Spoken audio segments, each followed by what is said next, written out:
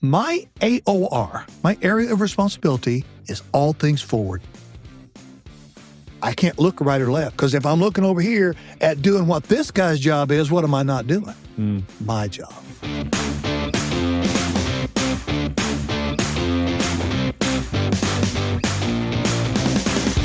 Welcome back to the TrustBuilt Podcast. I am your host, Alan Bennett, and we are going to talk to Tim Keck today. Tim has a very interesting background, and the thing about TrustBuilt Podcast, it's all about understanding people, understanding others, and working through the building of trust, which is the currency of business. So first of all, I want to welcome Tim. So Tim, thank you very much for being on the podcast Thanks for having today. me.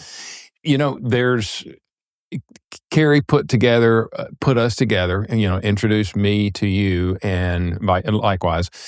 And the thing that stood out, she gave me a brief background. And when I say brief, it was short, but there was a lot packed in there. Do you know why, Alan? Because I'm old. That's why. The older you get, the more stuff you can pack in. There's a lot in there. There's a lot. And the thing that stood out to me most, not necessarily the company. I do want you to talk a little bit. Give us a few minutes background. Right. But the thing that stood out to me was intense situations and how to work through them. Yep. Right. Yep. So that's where I want to go. But for the audience, kind of give them a background of why I'm intrigued about this. Tell me about your background. Oh my. Well, I'll try to keep this short. I was a career police officer, spent 24 years, started at Bentonville, Arkansas, and very quickly after that moved to Rogers PD and spent the rest of my career there, worked my way up through the ranks, served in most every capacity there was, detective, and I ran the narcotics task force for a while. I worked, obviously, patrol. I ran the SWAT team for many, many years. One of my favorite assignments, and learned so much about leadership and teamwork in that environment, as you might guess, and retired as chief of police, and then left there and didn't want to deal with bad guys anymore. I wanted to do leadership development and team building, because I think a good boss can make even a bad job bearable, but a bad boss makes even a good job terrible. And I'd had some of those horrific bosses, and I knew we could do better than that. I thought, out in business land, leadership was great. I thought it was just the police department was infected with these morons. No, lousy leadership is everywhere, right? I learned pretty quickly.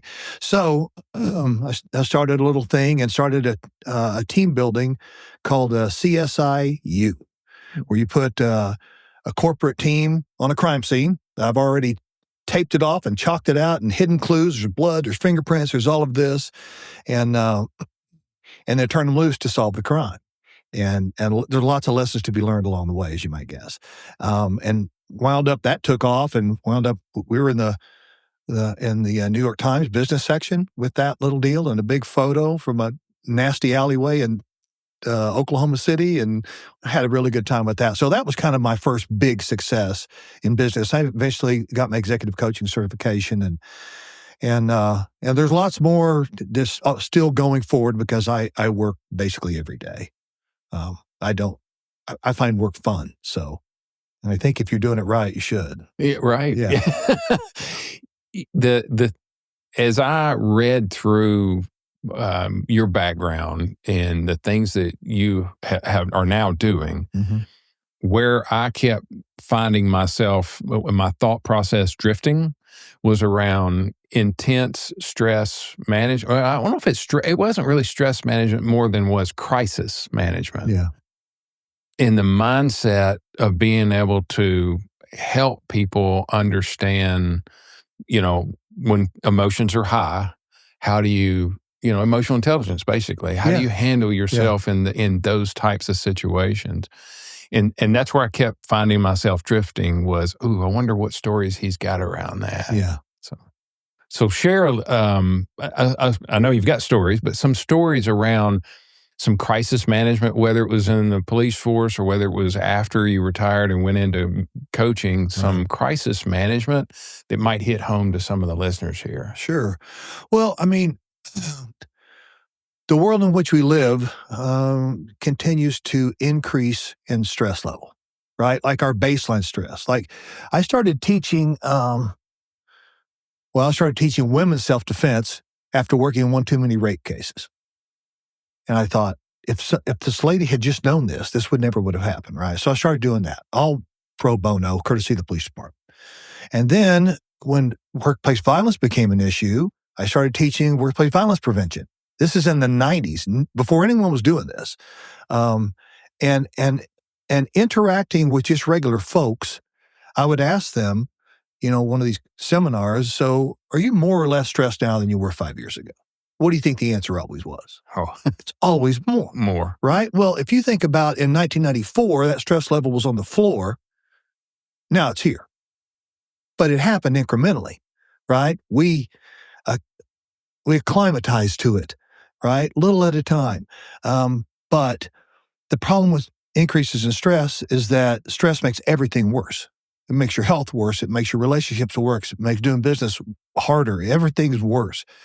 So I had to figure out early on, how do I apply the rules that we learned for survival on a SWAT call out into something that's maybe not life or death, but it sure can feel like life and death when you're making decisions, especially as a leader, right?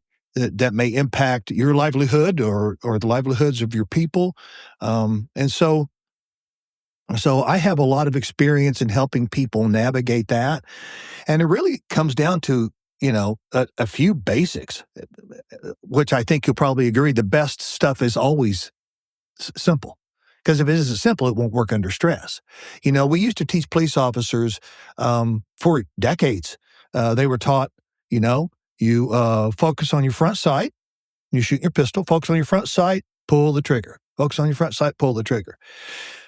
Well, they weren't surviving gun battles. They were losing more than they were winning. They were missing their target, and they were the ones getting shot, and we couldn't figure out why. And then research told us that under stress, all kinds of weird psychophysiological changes occur in your body. And one of those things is that you lose the ability to focus up close. Anything inside of 3 feet, when your heart rate's at 160 or 180, you can't focus on it. So we're teaching them to focus on the front sight, physically impossible. Well, no wonder they were losing, right? So that taught us, well, we can't do that. We got to focus on the target. And on this firearms class, but I guess I took it there, and I'm sorry. That's okay. I was almost offended. I'm a trap shooting coach. Okay, well, we're tracking. We're good. We're good. If you simply, at typical combat range, right, inside this room, 10 feet, 6 feet, whatever, if you just point your gun at something, you're going to be right on track. Combat accuracy, this or this. Now, if it's farther away, then that's when you need to use your front sight and pull the trigger slowly, but that's because you have time, distance, and cover, okay? But if you don't have those three things, you just need to point and shoot. That's what the bad guys were doing. They were hitting their target. They didn't have any formal training. They just know you point. That's what they did. So then we began to say, well, what else is going on in the human body? And what we learned is that a process called capillary constriction is happening under stress. And capillary constriction closes down your capillaries to shunt the blood to your core, to your major muscle groups, to your major organs. And that's because when you're at low levels of fight and flight, your body's getting ready to go full-blown fight and flight. And by the way, those numbers are anything above 145 beats per minute, you don't want to be in that range, okay? 115 to 145 is known as optimal combat performance zone. And I feel like a lot of people in their daily work life wind up above 115 on a regular basis just because of the amount of bandwidth we don't have because our stress level's here, right? And all the things that are happening and all the critical decisions have to be made. You can very easily start to freak out and have a panic attack, right? Well, if you don't know how to control that, you think you're dying, okay? So we got capillary constriction, which shuts down which is good because if you get shot or cut, you don't bleed much. Okay? That's a positive. The problem is there's capillaries in your head. And the capillaries in these frontal lobes start shutting down, and you lose the ability to think things through logically. Your midbrain's functioning fine, but your midbrain's only responsible for 4 things, and none of them are good decision-making. So that's not helping you at all. Okay? No. So you got to restore blood flow. And when that's happened, everyone who's listening, hit the microphone. Everyone who is listening to this has lost their temper, gotten angry, and said something they wish they hadn't said or done something they wish they hadn't done. Everyone's done that. And that's because you got mad, your heart rate, you slipped into fight or flight, heart rate shot up, capillaries shut down, and then you opened your big fat mouth that said something that she probably has not ever forgotten. At least at my house. I don't know, maybe not your house, but my significant other has a long memory. Yeah. Well, I'm married to a psychiatrist. She doesn't forget anything. Oh, my God. Never. I can't even imagine. Yeah. It's, as you have shared that journey with us, the one or two words that keep coming to mind is emotional intelligence. Absolutely. And training yourself. So you're talking about, police officers and people using firearms, but that translates to real life. 100%. And to businesses and, like you said, losing control of your emotions and all of that. So let's unpack that a little bit, rabbit hole this for a minute. Let's talk about how, even though you started this journey talking about firearms, now we're in the real world. Business life, we're talking about relationships with people that we work with, maybe suppliers, maybe it's, whether it's employees or our coworkers or even people at home. Right. Understanding ourselves and understanding others is kind of where I want to unpack that part. I'd love to. So but may I conclude the thought? Because we're getting inundated. We got capillary constriction. We can't think straight. We don't know what to do. We're saying stuff we shouldn't have done. We're doing things we shouldn't be doing. Only way to get that under control is through breathing. Right? You got to breathe. And I call tactile breathing. It's the same thing we used to do in a SWAT van just before we went on a call out. Because in a SWAT van, when everyone's in there, they're all packed up, and your gear's triple checked, and you have loaded guns, and you're wearing your ballistic vest, and you're about to jump out of this van, cross the yard, and serve a search warrant. And between here and that door, we might encounter gunfire. I could be dead in 2 minutes. So the last 5 minutes of the trip, the first 20 minutes, everyone's just chatting about your kid's baseball game. There's chat. Last 5 minutes, everyone's very quiet. And that's when their heart rate starts to raise. We would do this tactical breathing drill, bring the heart rate down, 115, 145. Now we're thinking clearly, we're making good decisions.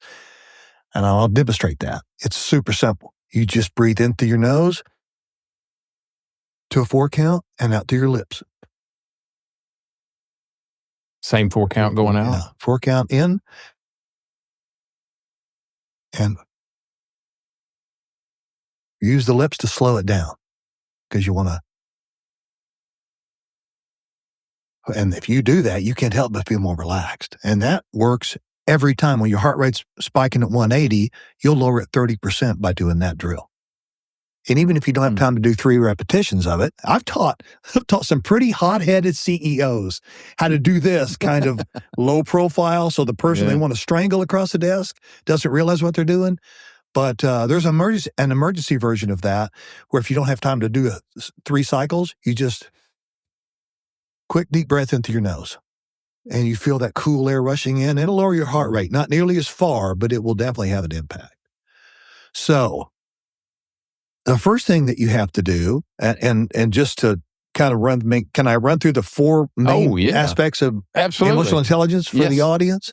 So most people have read one of several books, and there's a bunch of great books out there about it. But I think the number one thing about emotional intelligence is understanding how you feel at a given time, right? You got to understand your own emotions. Where are you right now? Because in my experience, people who are not very successful, they may have a very small vocabulary around their feelings. I mean, at the extreme, it's good or bad, right? It's happy or sad, and there's nothing in between, And so when it comes to maybe, anger, I've heard it said that there's only 4 base emotions: mad, sad, glad, and a frat. That's the only 4. Everything else is a combination of, that's an improv thing. Right, I learned that in improv, right? Everything else is some combination of those. But let's say if you tend toward anger and you only have 2 words to describe anger, which is pissed and enraged, everything that you get angry about, you have to be one of those two. You got nothing else. You labeled it. Yeah, exactly. By default, it's one of those two things. So if you're as little as pissed, and if you're not, you're enraged, right? So the problem with that is, how many words are there for anger? 100? 200? I don't know. A bunch. At least 70 probably. And understanding the nuance between a little miffed and really angry makes all the difference. Because when you can label it properly, it aligns with the way you're feeling. Now we can talk about it.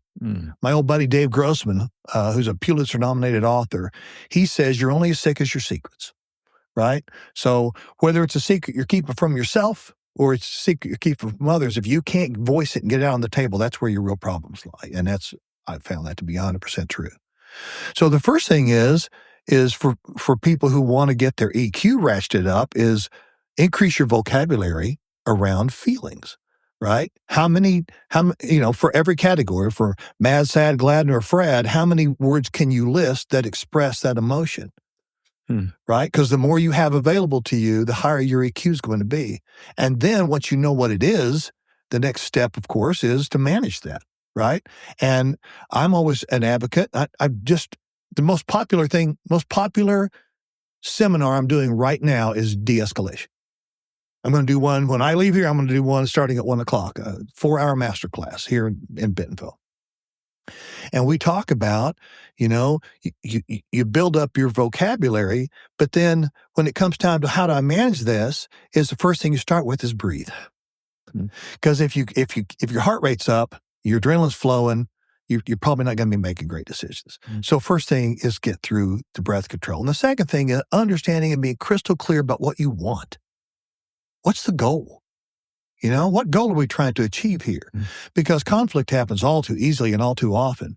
And now we're at the point where, did you know there are more people in our country right now who see violence as a viable alternative to a disagreement than have ever existed?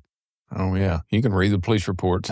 It's everywhere, right? It's crazy. People will kill you for taking their parking space. Yeah. It's not even their parking space. It's just a parking space that they wanted, right? It's insane. And when people, when they get involved with these unreasonable people, they often make mistakes that make things worse. So the first thing is breathe. Get your own thoughts under control. The second thing then is understand what your goal is. If you focus on the goal, you're going to be okay. Because I think the goal in conflict is almost always some version of a safe and successful resolution, right? Some version of that. Looks different in different contexts, but it's basically going to be that.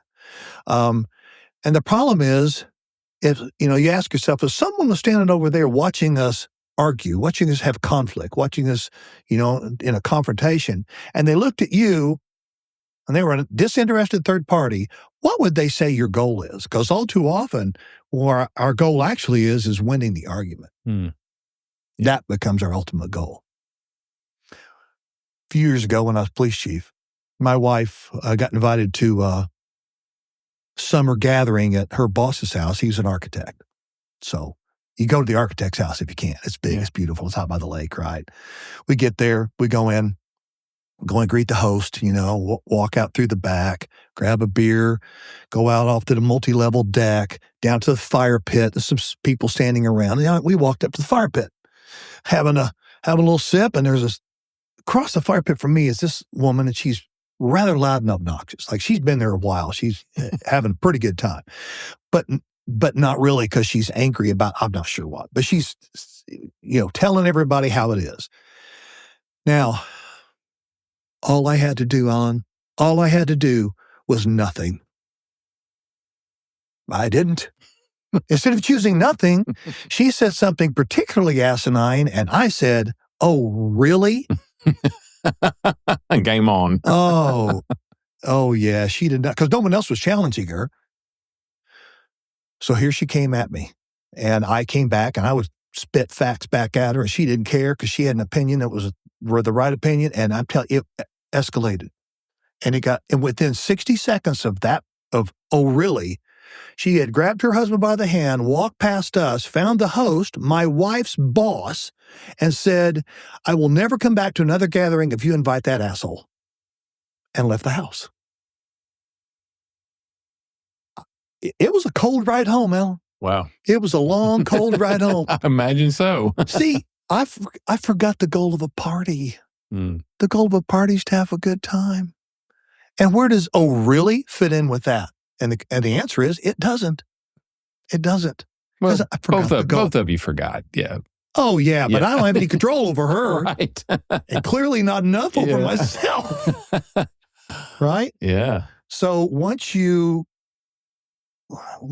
can name with specificity your own emotion and then get better at breathing and focusing on your goal, that's controlling your emotions. That's the second phase. And the third phase is then understanding how your emotions are impacting those around you, right? That's the read the room rule, right? Because she had no idea that everyone was uncomfortable.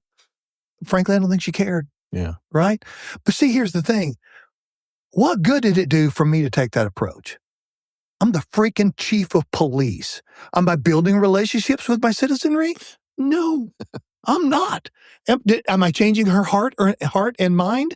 No, I'm not doing any of that. I was trying to win the argument, which I believe to this day I did. At what cost? That's the next thing. At what cost? Yeah, at the cost of my wife being a little irritated, to say the least, that I performed that way at her boss's house at a party. And justifiably so. Justifiably so. So you figure out how your emotions are impacting those around you. And then the last stage, at least in the original research, and this has been modified some, is using that knowledge to manage relationships. Right? And anyone, I mean, in my research and experience, IQ and success are not correlated at all. But EQ and success are tightly correlated. Yeah. Because we all know somebody who's really smart and not successful. Yeah. Right? Yeah, there's a bunch of those out there. A bunch of those out there, yeah. Yeah. You know, my experience with EQ and helping someone to get to the self-awareness and the self-regulation that you were just talking about, it sounds simple, but that's a very complex process. Yeah. And there's books out there. And once you do the research, you're like, I don't even know where to start. So for someone who says, you know what, I think old Tim's on to something here. I want to engage in that, or I want to learn on that. What would you recommend? How would you recommend them starting on that? I'm a big fan of Emotional Intelligence 2.0, Travis Bradberry and crew. I think that's probably the best book I'm aware of on EQ that's out there. And they've got, the good part about it is there's a code, you can go online and take an assessment and see about where you are. Just got to be honest when you answer questions. And then as you read the book and grow your EQ, you go back and take the test again and see how much you've improved. It's very well written. It's an easy read, not a big book, but it just gets right to the point. Very practical. Yeah. So once you read the book, it's like any other type of learning or certification that you might get. Knowing it's one thing, but applying it and building the skill set, it's a perishable skill, right? 100%. But the good news about EQ and lots of this other stuff we're talking about is it's about dealing with people every day, and most of us are dealing with people every day in some form or another. You're in a leadership role, you most certainly must be, right? So that part is good in that it's not like you're learning to speak Mandarin. You only you get monthly coaching. You can't keep up, right? So you're learning to speak the language of emotional intelligence in every conversation with every person you have, if you really want to do it the right way. Yeah. I mean, you can stay on top of it. What I have done is I'm a big fan of, you take your one or two closest buddies and you say, listen, I got an issue with this.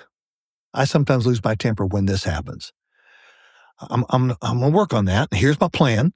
Okay. What do you think? And then they will tell you, and you may have to tweak your plan. And then you say, here's the code word. When you see me doing this thing I'm trying to quit doing, I need you to say this to me. And that'll bring me back. I'll remember what the goal is. I'll remember my steps, right? But you got to be a buddy and do that for me, even if I don't want to. It's hard for me to hear. I need you to do it anyway. You start off with those closest people who kind of have your back. And as a leader, man, we all need somebody who's got our back. right? For me, when I became police chief, there's a guy named Steve Helms, and Steve and I had come up through the ranks together, and he was my second in command, my right-hand man, and he had my back. We called it in law enforcement, got your six, right? He's got your six. For all those years, we're on the SWAT team together. We just had this really tight relationship. We trusted each other, right? Which is, if there's one thing that makes a SWAT team successful, it's actually not the special weapons and tactics. It's actually trust.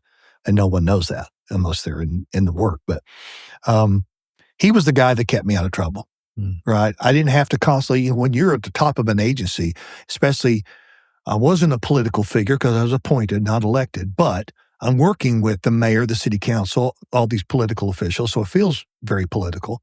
You can't watch 360. About 180 is all you can do, right? Yeah. You need somebody who's got your six, and that's the person who will tell you the truth. You want the kind truth, but you definitely want the truth. Yeah, an accountability partner. Oh, absolutely, that's exactly what it is. Yeah. Okay. I'm going to bite. You put the bait out there. You mentioned trust, right? It wouldn't be the TrustBuilt podcast. No. I want to unpack that SWAT thing and the trust. That I didn't see that one coming. Yeah. So when you go to SWAT training, and by the way, SWAT teams are like nationwide, are like 95% successful on missions. They have an incredibly high success rate. And most are part-time officers who have other full-time duties, okay? So you would wonder, man, I sure wish at work I was 95% successful with every project, every client, everything that we tried to do. How'd they do that? I'll tell you exactly how they do that.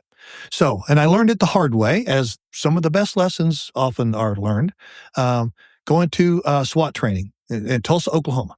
We'd had a SWAT team, but it was really kind of more of a joke. Like, we had uniforms, but they were more like costumes. Like, we weren't very dangerous. We looked good at a distance, but not up close. We didn't know how to do anything. No training, right? Because the chief was not a big fan of training. So his replacement, my boss for several years, Mike Jones, Mike was big on training. So he pumped our training up, and we started going to training. So there we are, Tulsa, Oklahoma. These guys had at the time a world-class team because they trained directly with LAPD and LA Sheriff's Department. It's a pretty interesting story. But anyway, so we're practicing building clearing. So there's some bad guys in this house. We got to go in and find them. Okay, so you may have seen on TV or somewhere where officers are all lined up front to back. Really close. It's called a stack. So we're in a stack. The first person's got a gun pointing straight ahead. This person's got one pointing to the right. This person's got one pointing to the left. At that point, I was number one in the stack. I was what they call the scout. I was a scout. And my buddy Steve Helms, who I call Hobie, because his first name was Hobart. Huh. Weird name. I like Steve. No, Hobie is even better. Okay. So Hobie he's the team leader. So he's right behind me. So we start going forward. Now, this is not live ammo. We're shooting something called simunition. So simunition is a plastic bullet. It hits and it really hurts. It leaves a big whelp, and it puts paint, like a miniature paintball, but it runs through your regular MP5 submachine gun, okay, or your pistol or whatever. So we start down this hallway, and you're going to walk past an open door. It's dark in there. Everything in me wants to look. So I do. I look. And when I look over here, the instructor that's hiding down here, he shoots me with simunition. Like, oh, ouch, that hurts. Do it again. My AOR, my area of responsibility, is all things forward. I can't look right or left, because if I'm looking over here at doing what this guy's job is, what am I not doing? My job. So second round, we're going. I know better than to turn my head. I think I can get by with a quick glance. Nope, because he's watching for that too. And I took a quick glance without turning my head. They shot me again. And it hurts again. They know, I got a vest on, but they know your legs aren't covered, your arms aren't covered. They shoot you only on the exposed parts. And if you do it 3 times, they start shooting you places, Alan, you don't want to be shot, if you know what I'm saying. So what I learned was that I just got to focus on doing my job really well. and trust that this person is going to do his job really well and protect me from what's in there. And the same on the left, the same way back behind, 360 degrees. And it's like a sphere, like spherical protection. Okay? And you can only do that if you have complete trust in this person and that person. It's not about, I could clear the whole building, but if there's 2 or 3 bad guys in there and I'm by myself, I'm probably going to die because I can't do 360. You got to have multiple people, right? All of them getting a 180-degree view. And so you wind up learning the hard way, most of us. You have to trust your partner. You literally are trusting them with your life. And that enables you, it frees you so much freedom. Because now I could do my job really well. And by about the 4th attempt, I'm not breaking eye contact. I got everything in front of us. I'm protecting them and the ones behind and myself. I got it. Because that's all I got to worry about. I don't have to worry about all this other stuff. They got that. Let's talk about the guy that was over your right shoulder, Hobie. Yeah. Hobie. All right. When you were doing his job, and I know we're putting ourselves in his thoughts, we don't know what he was thinking unless he shares it. What do you think was going through his mind when you kept double checking his? Oh, I think he's thinking, I got this, dude. What are you doing? Yeah. I got this. I got you. Yeah. I got to let anything happen to you. Yeah. So because in real life, that's literally life and death.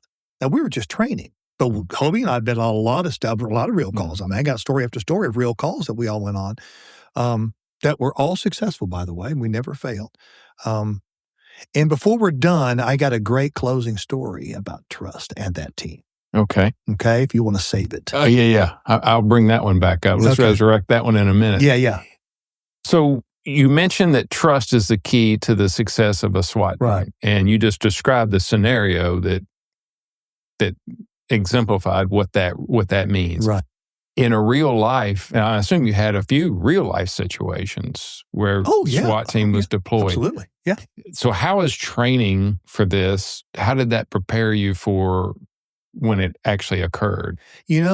Alan, if you're doing it right, it feels like, well, I've already done this several times.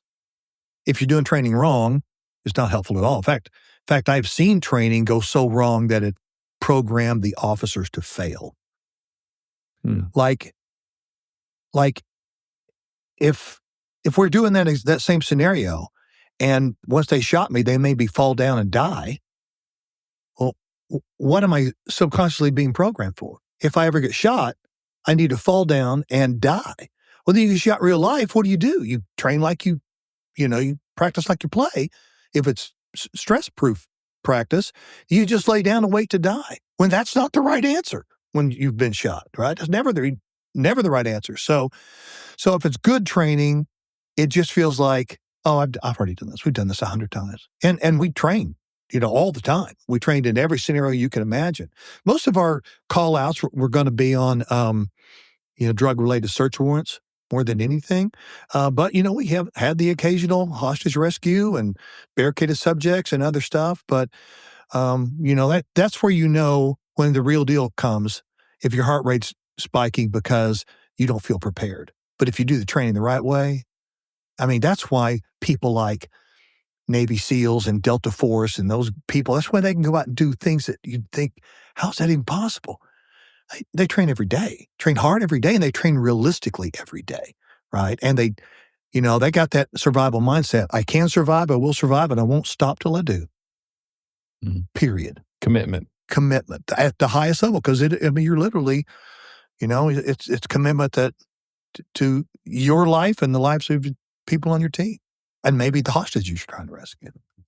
So let's connect that to business world, like what most people that are listening to this podcast. So everything that you talked about is in the law enforcement world, and it's an extreme of what some people would witness, right? And so I'll never be in that situation. Hopefully that'll never happen. But, I hope not. But in the business world, training goes on all the time, and in a lot of times, as a recipient of what I thought was useless training, is because I didn't understand the goal that you were talking about earlier, the clear picture, the purpose behind that. So in your executive coaching that you work with, when you're talking to them about training, whether you put on the training or you're talking about training in general, how do you help educate them on how to make training last? Yeah. Well, that's hard. Yeah. It's hard. And I'll tell you why a lot of it's hard is because people are so afraid of, of being sued. For what? Name it. They're just afraid. We live in a kind of a climate of fear and stress, and it's a horrible place to be. So, I mean, I think we talk trust, and I think trust is number one. But you know what I think is right behind trust is clarity. You got to be crystal clear on what are we trying to accomplish, and what has ever worked before. What has anyone ever done in training wise to make this stick, right?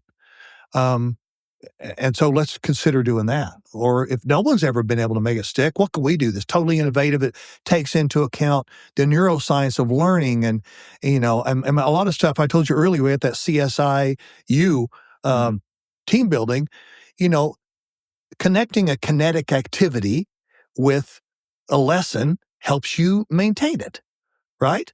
So things that you can do where you can actually role play, and I know it makes no one likes to role play unless you're an improviser.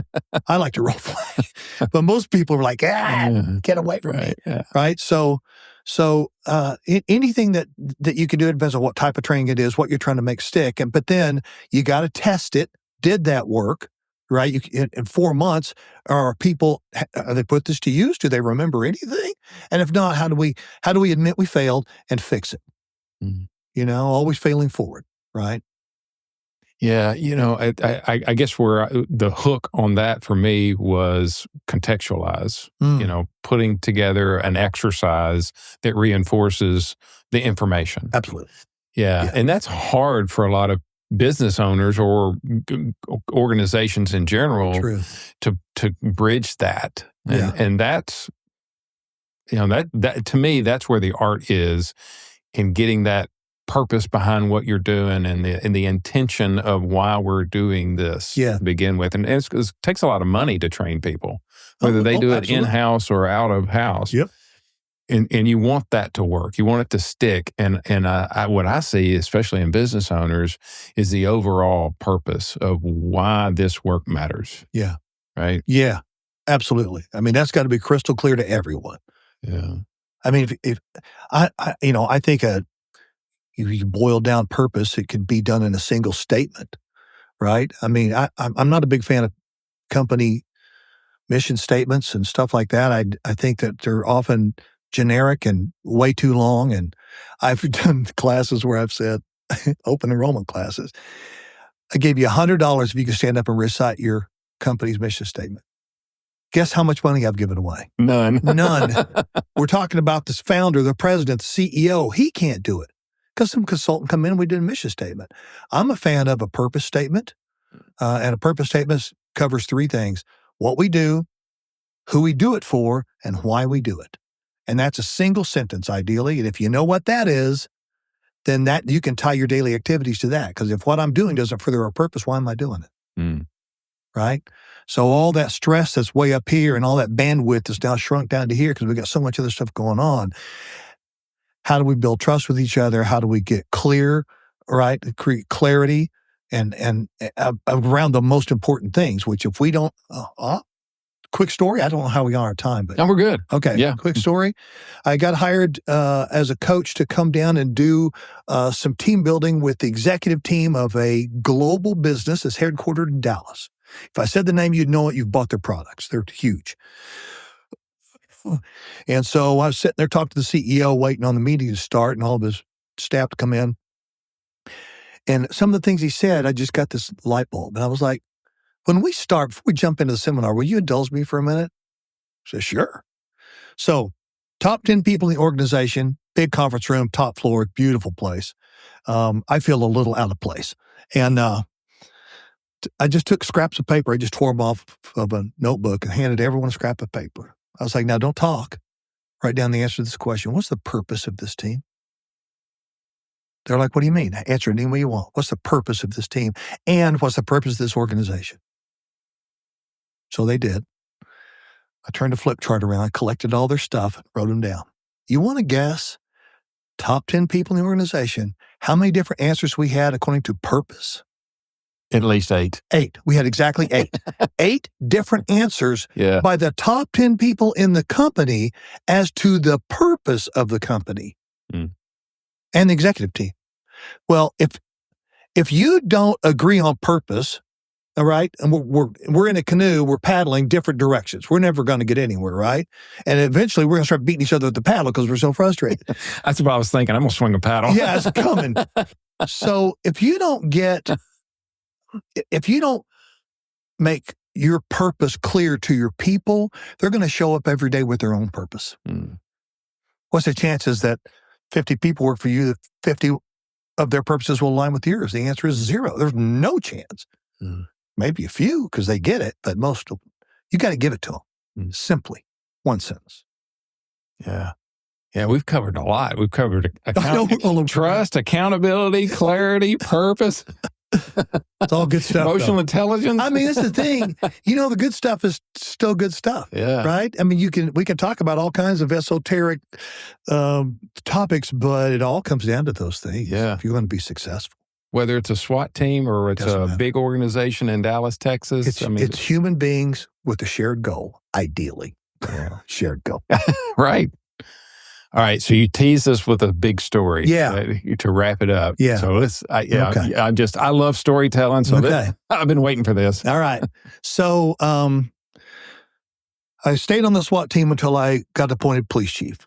As chief, you don't want to be on the team, right? You're the commander. You need to be running the show. So I took myself off the SWAT team, and we were out at lunch one day, me and Hobie and somebody else, I can't remember who, and we finished up and Steve goes, "Hey, the team's training today. They're down at the range. You want to go by?" It's like, "Yeah, let's go down there. See what they're doing." Well, so we get down there at the firing range and they're practicing hostage rescue. So they've built up plywood walls.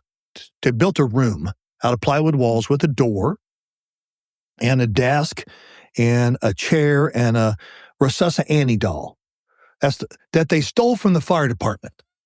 Police and fire were always doing this, right? So the police stole from that. Yeah, they stole it from the fire department, Resusci Annie. Okay. And what they're practicing is they're practicing ballistic breaching. So the idea is you put a charge on this door, you torch it, boom, it blows the door open. The team comes in, guns up, shooting the bad guys. Now they got paper target bad guys all around. And the hostage is sitting right here. So it's like this right here.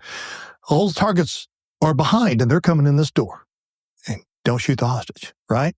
I watched them do a couple of those explosive breaches and I was like, I got an idea. I stand up in front of the Kiwanis and the Optimus Club and all these people say, we got a world-class SWAT team. There's nothing you can get into we can't get you out of, right? You can trust us. Do I believe that? Do I trust them? So I went to John Marshall, who I call Swede because he's a great big guy with blonde hair. Says, Swede, on the next run, I'm going to be your hostage. You sure, Chief? Yeah. Give me some eye protection. There's hearing protection.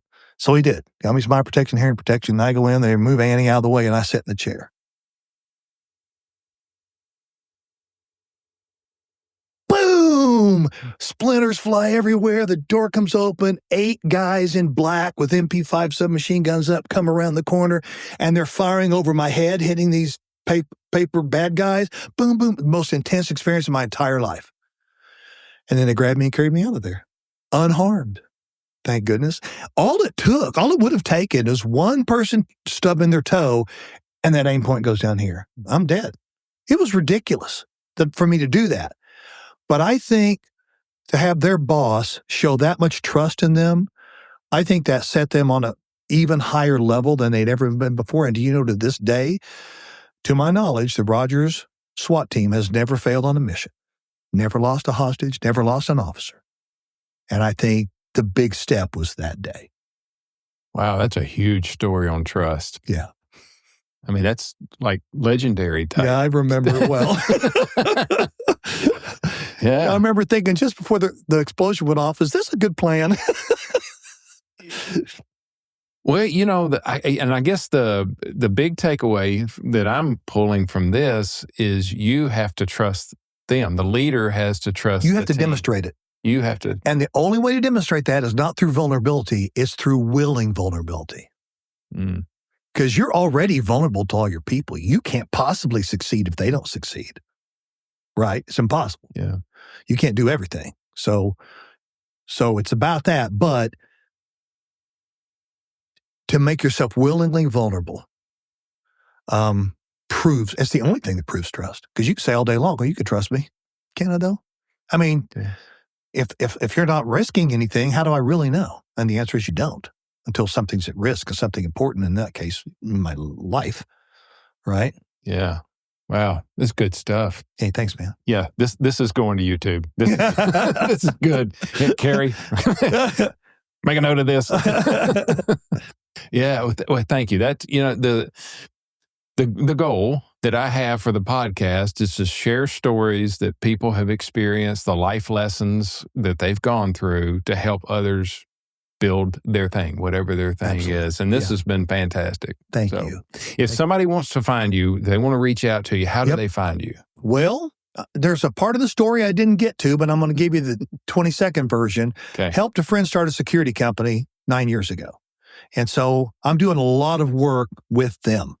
Okay. I still have my coaching practice, still have training, but probably 80% of my work is through them at safehavensecurity.group.com. So you can email me at tim@safehavensecurity.group, all spelled out, safehavensecurity.group.com. You can email me there. I check that email all the time. So that's the easiest place. I also give you my cell number. My cell number is 479-644-1717. And if you need me, you can feel free to text that number. That's my personal cell phone right here in my pocket. No tricks. Yeah. Wow. That's a big deal to give that out. So, I mean, I feel like I help people stay alive and help people lead better. And that's two pretty important things. Yeah. Well, thank you for being a guest on the show today. Yeah, my pleasure.